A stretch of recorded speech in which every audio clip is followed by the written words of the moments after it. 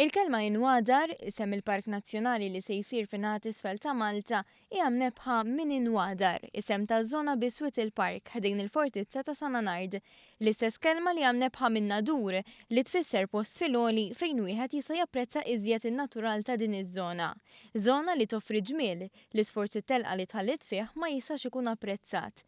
Fil-fatt, l-għada li tħabbar il-proġett ta' Park Nazzjonali laqgħu b'sodisfazzjon is-sindku ta' lokalitajiet li jmissu miegħu, Marsa Skala, Ix-Xajra u Ħażabbar. Qalu li ilu jingħad mill-2006 li din iż-żona se tkun skedata bħala park, iżda dan ma seħħ qatt. B'dak propost, il-post se jkun preservat fl-istat naturali tiegħu skont ir-rakkomandazzjonijiet imresqa mill-Kumitat imwaqqaf mill-Uffiċċju tal-Prim Ministru u l-Ministeru tal-Ambjent.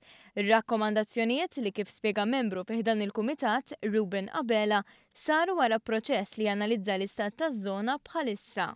Sewa r-rekomandazzjonijiet huwa li badna l-elementi li sibna fil-park illum.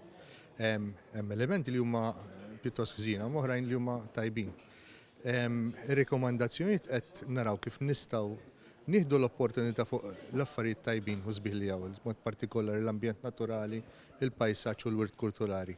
U kif dawn jistgħu jintużaw għad gawdija tal-pubbliku ġenerali. Membru ieħor tal-istess kumitat spjegat li dan jipproponi 28 azzjoni biex joħolqu spazji rikreattivi li jikkumplementaw l-ambjent naturali.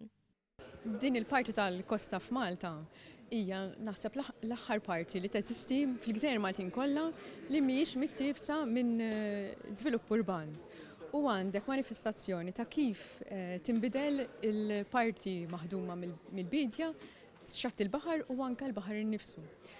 Il-fatt li se jkun hemm l-attenzjoni fuq din is-sit li minna joħroġ iktar l-importanza l-valur tagħha, hemmhekk tiġbed l-attenzjoni biex in-nies nifishom stess jistgħu jgawduha.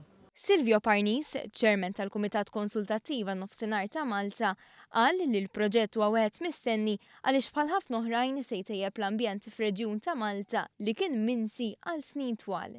Jien naħseb dan huwa proġett ieħor pożittiv li nħarsu anke nies tan-naħa t'isfel ta' Malta qegħdin nagħtuhom messaġġ ieħor ta' kemm dan il-Gvern dan il-Kunsill Konsultattiv qiegħed jagħti importanza lin-naħa t'isfel ta' Malta dak li wedna qabel l-elezzjoni li rridu nagħtu spinta u impattu għal dak illi għaddew minnu min-naħa t'isfel ta' Malta illi dan il-park naturali li se jkun b'modi differenti minn parkijiet oħrajn se jagħti nifs lin-naħa t'isfel ta' Malta.